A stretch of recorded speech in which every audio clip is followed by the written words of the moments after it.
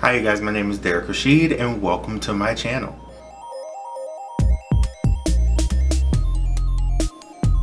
Welcome back for the second episode recap of 90 Day Fiancé Happily Ever After ?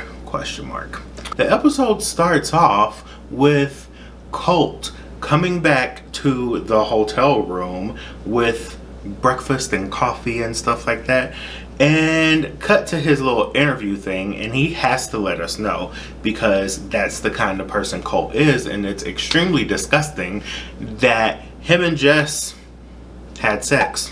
Why do we need to know this? I have no idea. Like, we obviously know that there was chemistry between the two, and so let's just assume that how we left everything the night prior, that you guys had sex. Like, you should not have to, what's the phrase? Kiss and tell. And I guess they go on a stroll around Chicago and find a water taxi. And it is in this water taxi that Colt decides to ask how many, or if Jess has dated while she's been in the States. And she said, yeah, I've dated about 6 or 7, 8 guys while I've been here. And he's like, oh, that many in 6 months? And it's like, okay, bro, listen, if she's single, she can go out and date whoever and how many ever she wants to. And who else is she gonna date in America other than guys in America?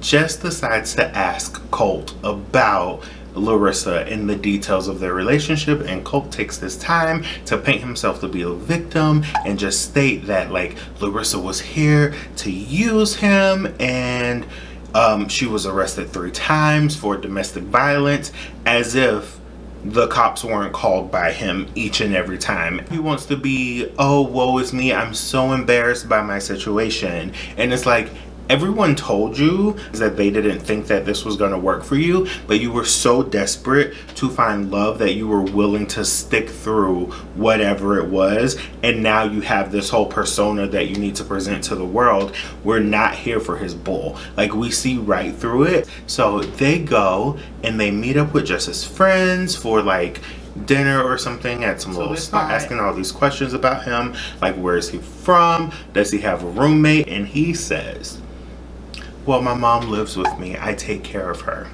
The girls are like, oh my god, red flag, like, he's grown, he lives with his mother.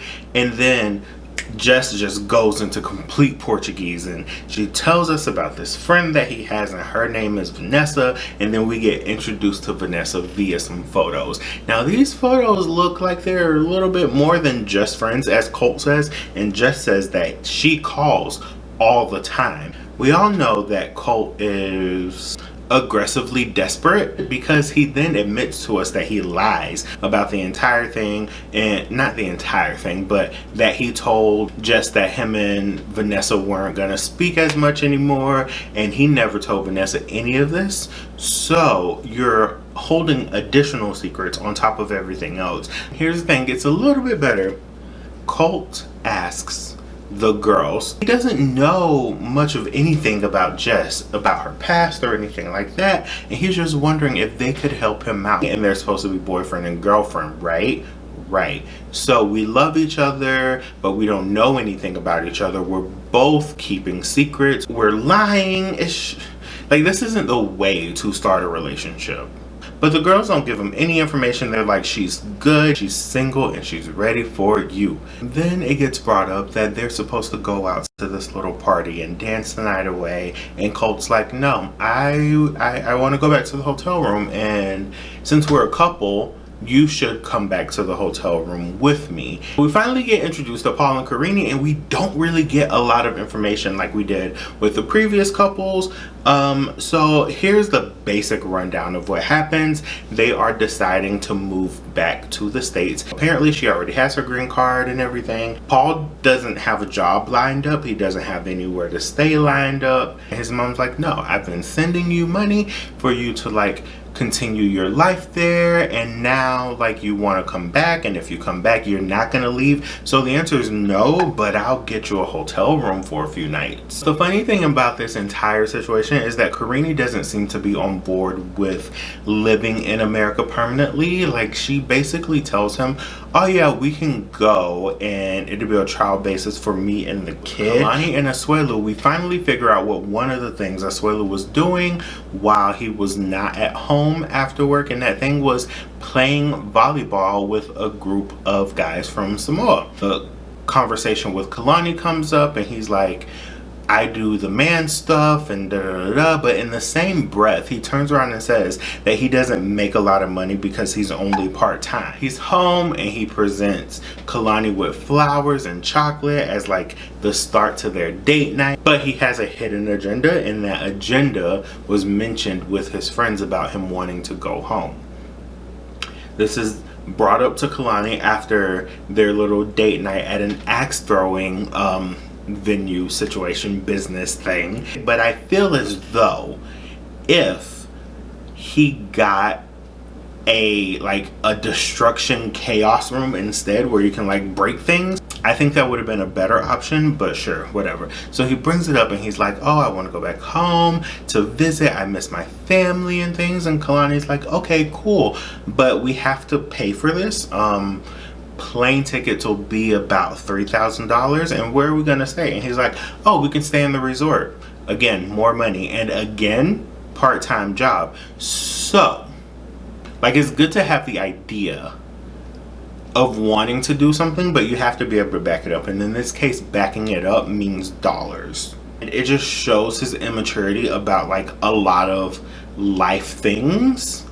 So I'm still team Kalani at this point. My favorite couple, Elizabeth and Andre. Libby basically says that she's not like thrilled with Andre for bringing everything up, and he's like, oh well, if they want to come, they'll be there. And she's like, yeah, but I want my family there. And he's like, but my family wasn't at our first wedding. And I'm like, true, both whatever. Like, if y'all gonna get married somewhere, first of all, have the money to do. Let's get into that, shall we? Libby goes to see Chuck, her father, and Chuck says that basically like, I haven't heard from you since my birthday shindig.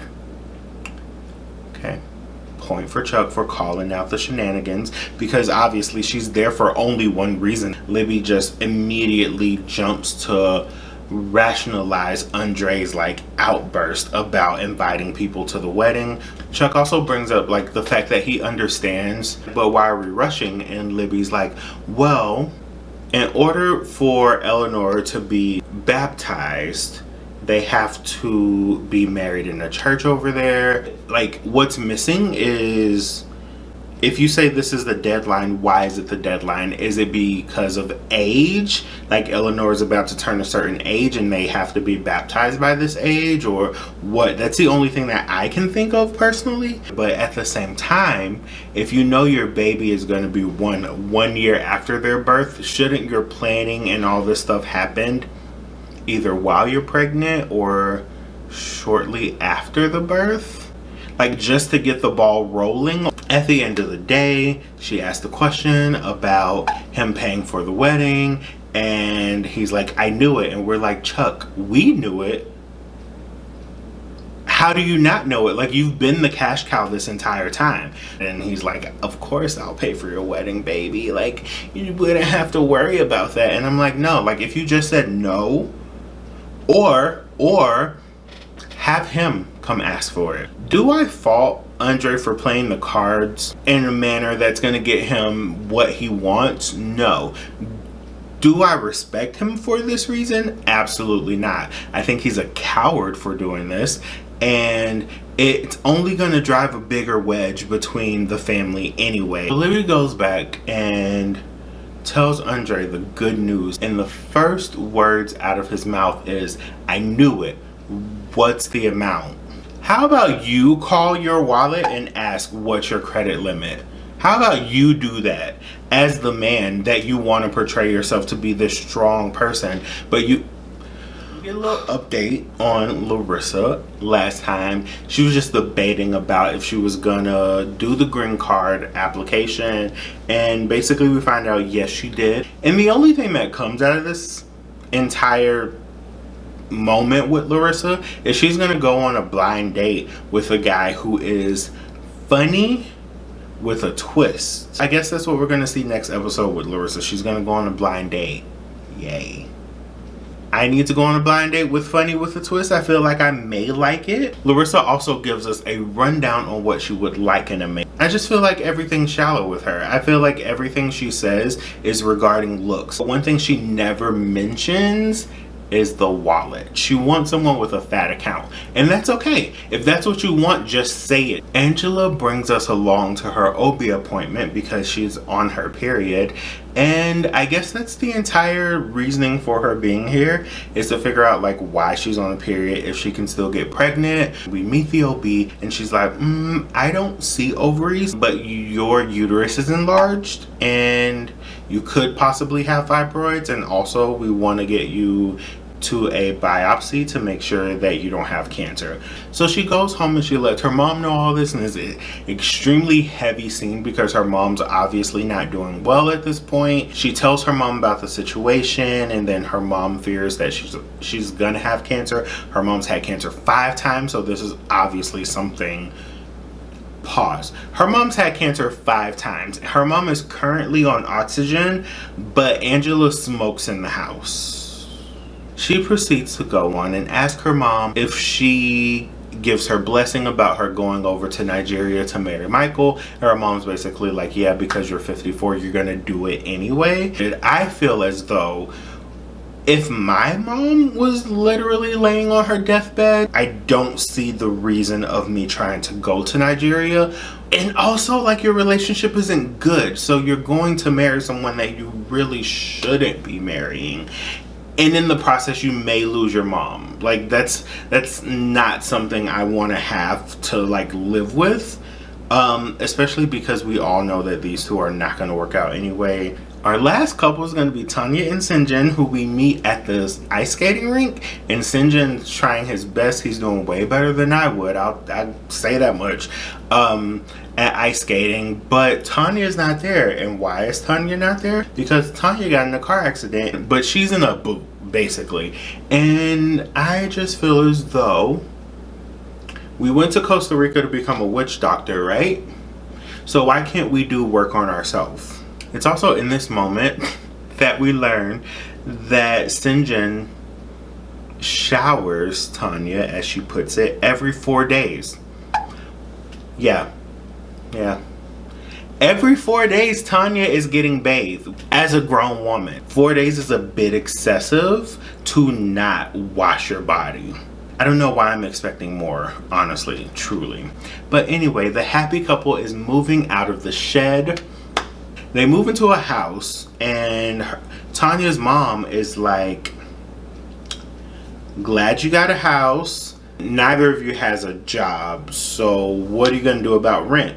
And that got me to thinking, if you're going to rent something, you have to prove proof of income, no? So if they're both not working, how did they get this apartment? Or house or whatever? Did the mom co-sign? Did TLC co-sign? Because something's just not making sense. And then someone replied to one of my tweets and they're like, I bet it's an Airbnb. It just might be. Because there's no way. I don't feel like her mom would co-sign, and I don't think TLC. Well, I mean, they were in a shed and it was snowing and stuff. So TLC may have co-signed. That's my 2 options. It's either an Airbnb or TLC co-signed. That's it. Nothing else makes sense in this world. The only other thing that really happens with this couple in this episode is they go over to Tanya's sister's house, where they basically get into this entire discussion regarding Sinjin and his drinking. Tanya also drinks because we've seen her drunk basically the entire last season, especially while she was in Costa Rica. According to Tanya, he drinks more than her. And with him being the person that has to make the money in this situation because she can't work, that she just needs him to basically man up, for lack of better words, and like provide and not be immature and stupid like he was back in South Africa. And I really want him to do what he says he's going to do, which is be better and not be that person that he said he was. But if at home you're abusing alcohol the way that Tanya makes it appear to be, you're probably gonna do the same thing that you were doing in South Africa, seeing as you also just want to work in a bar. And that's gonna be it for this episode, guys. Hopefully next week we'll have something that really starts to get us going, like outside of the BS of Angela and Michael. Don't forget to follow me on socials. You can find me on Twitter and Instagram, and my handle is Derrick_Rashid, just like it is with this channel, only the channel does not have the underscore. And with that, I'll see you guys next week. Bye.